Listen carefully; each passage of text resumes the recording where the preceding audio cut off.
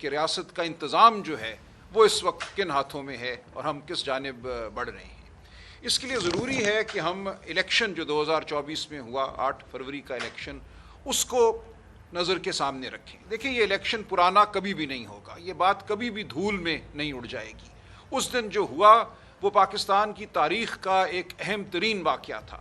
پاکستان کی عوام نے تمام تر جبر، تمام تر تشدد، خوف کے باوجود باہر نکل کر ایک عظیم ووٹ جو ہے وہ ڈالا۔ ایک ایسا ووٹ تھا جس کی شاید کسی کو بھی توقع نہیں تھی۔ لوگ سمجھتے تھے پی ٹی آئی کی شاید 12 سیٹیں آئیں گی، 14 آئیں گی۔ اس دن دیکھا آپ سب نے کہ 170 سیٹیں ہماری نیشنل اسمبلی میں آئیں۔ اور اس دن جو ہوا 8 اور 9 فروری کی رات وہ ایک شرمناک واقعہ ہے۔ اس دن کے ہم سب گواہ ہیں، تمام عمر ہم گواہ رہیں گے کس طرح ہمارے رزلٹ کو، نتیجوں کو بدلا گیا، کس طرح فارم 45 کے ساتھ کھلواڑ کیا گیا، کس طرح کچھ طریقے اختیار کیے گئے۔ ان کی تفصیل آپ جانتے ہیں، میں تھوڑی سی یاد دہانی کرا دوں گا۔ لیکن سوال یہ ہے کہ کیا اس فریب کی قائم کر سکتے ہیں؟ آج ہم روز سنتے ہیں کہ معیشت کے لیے کوئی پلان بنایا جا رہا ہے، کبھی کوئی پروفیسر ڈرکون صاحب آتے ہیں، پھر ان کا پلان مسترد ہو جاتا ہے، پھر کہا جاتا ہے کہ اب کسی اور سمت ہم چلیں گے، ڈار صاحب کوئی نیا نسخہ نکال کر لائیں گے جس سے ملک جو ہے ترقی والی ہے۔ فریب کی بنیاد پر کھڑی عمارت جو ہے وہ اس نے ڈھیر ہونا ہی ہے، اس نے زمین بوس ہونا ہی ہے۔ ایسا نہیں ہو سکتا کہ آپ پاکستان کے عوام کو دھتکاریں، پاکستان کے عوام کی جو آواز ہے اس کو سلب کریں، پاکستان کے عوام کو حقیر جانیں اور پھر یہ سمجھیں کہ پاکستان کی جو عوام ہے، پاکستان کے جو نوجوان ہیں وہ جذبے کے ساتھ، لگن کے ساتھ آپ کے شامل کار ہوں گے۔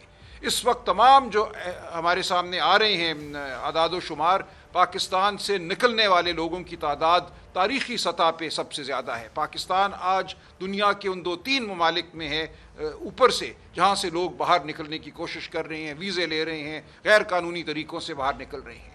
تو آپ نے پوری ایک قوم کو دھتکارا ہے۔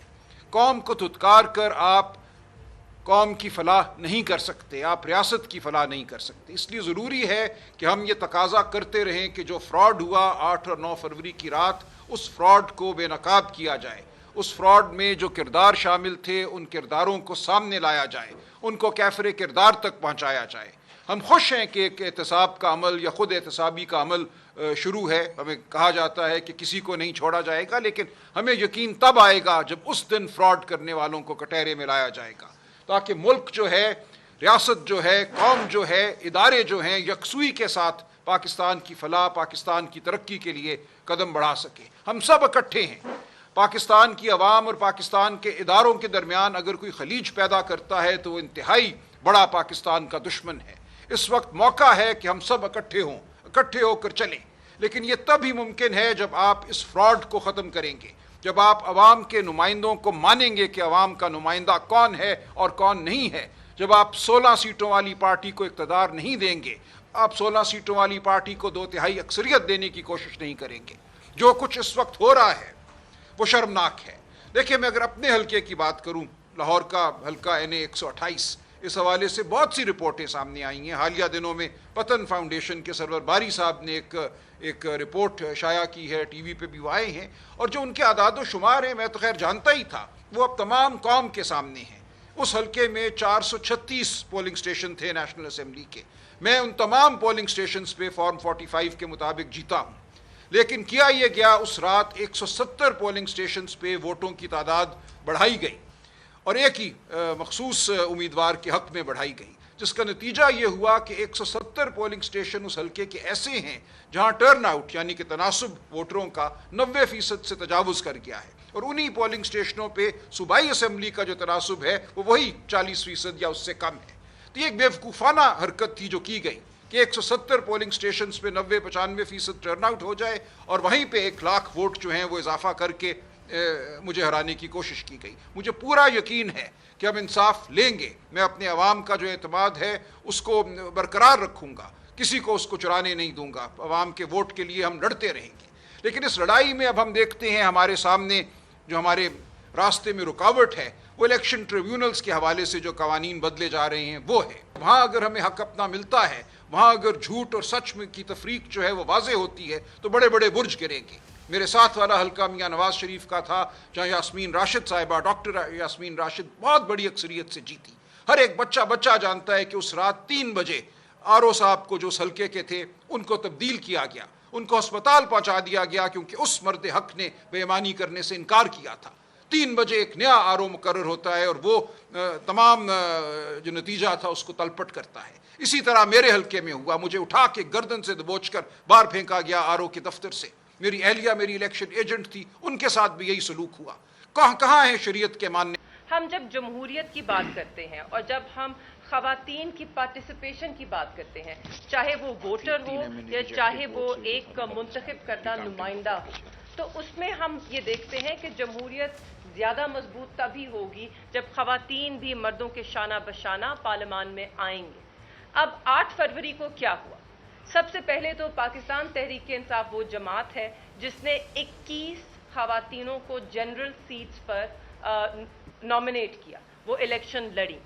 مگر ہم کیا دیکھتے ہیں کہ اس میں سے اکثر خواتین کو اسمبلی سے ہیرا پھیری کے ذریعے باہر رکھا گیا, فارم 47 کے ذریعے باہر رکھا گیا. صرف 5 خواتین ہیں جو تحریک انصاف کی نمائندگی کر رہی ہیں پارلیمان میں, مگر ہم میں سے 9 خواتین ہیں جنہوں نے الیکشن ٹرائیبیونلز میں اپنے پٹیشنز دائر کیے ہیں. ان میں سے سب سے آگے ہے ڈاکٹر یاسمین. آپ سب جانتے ہیں پتان نے اس حلقے کا چٹھا کھول کر آپ کے سامنے رکھ دیا کہ وہاں کیا ہوا.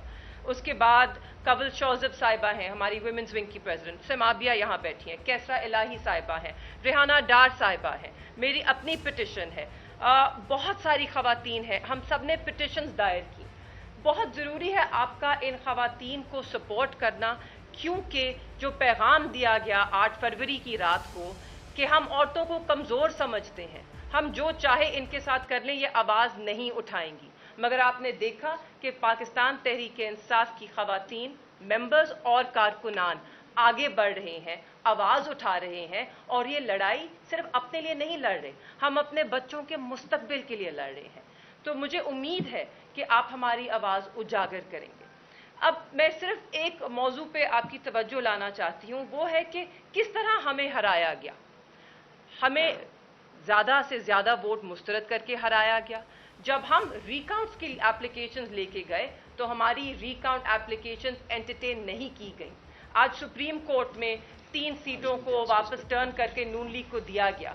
بٹ ہم کہاں جائیں؟ میرا قاضی فائز عیسیٰ چیف جسٹس صاحب سے یہ سوال ہے کہ ہمیں انصاف کون دے گا جن لوگوں کی ریکاؤنٹ اپلیکیشنز ہی RO صاحبان نے گوارا ہی نہیں کیا کہ وہ ایکسیپٹ کریں. میں آپ کو بتانا چاہتی ہوں کہ میرے حلقے میں 16,500 ووٹ جو ہے مسترد کیا گیا. یہ بہت بھاری تعداد ہے. اس الیکشن کے اگر ہم پاس ٹرینڈز بھی دیکھیں 2013 2018 تو 4,000 سے زیادہ کبھی ووٹ ریجیکٹ ہوا ہی نہیں. یہ 16,500 میں سے 12,500 ایڈیشنل ریجیکٹڈ ووٹ ہے جو فارم 45 اور 47 میں فرق ہے. یہ 12,500 ووٹ, یہاں پر میرے پاس 40 پولنگ سٹیشنز ہیں جہاں سے آپ دیکھ سکتے ہیں کہ اس میں ایک ووٹ جو ہے وہ صرف ایک نمائندے کا تھا, وہ میرا تھا, اسے مسترد کیا گیا. 40 پولنگ سٹیشنز کی ساری گیم ہے, اور اس میں سب سے تعجب اور حیرت کی بات یہ کہ کچھ پولنگ سٹیشنز ہیں جہاں پہ 60-60 50-50 ٹوٹل پولڈ ووٹ جو ہے وہ مسترد کیا گیا. تو آپ مجھے بتائیے, کیا ہم اس کو الیکشن بلا سکتے ہیں, یا جیسے سرور باری صاحب نے کہا اس کو کوئی اور ہی نام دینا ہوگا؟ یہ سوالات میں آپ سے کرنا چاہتی ہوں, اور مجھے امید ہے کہ آپ یہ سوالات اٹھائیں گے.